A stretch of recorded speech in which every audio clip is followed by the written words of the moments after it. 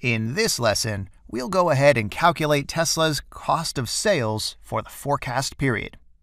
This is very easy to do because we already have revenues and gross profit.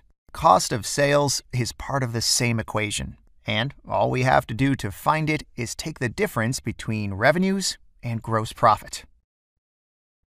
I'll also add a minus sign in front of the formula because we are talking about costs, and these are negative by definition. We don't have a breakdown by model type of gross profit data for the first half of 2018. Therefore, I'll calculate cost of sales for H2 of 2018 only. Then I can use this same formula and apply it to the rest of the periods. 2019, 2020, 2021, and so on. This is how we obtain cost of sales. Let's take a moment and see the chart I've added in the next sheet.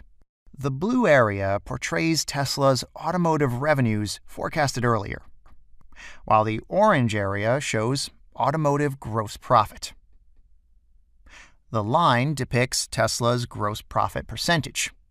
Historically, it was higher, but then again, in the past, the company produced higher margin vehicles like Model S and Model X only. In 2017 and 2018, Tesla's gross profit percentage started to deteriorate once the company began to pay more attention to the Model 3. The overall automotive gross profit margin we have forecasted is between 16 and 17%. Okay, excellent.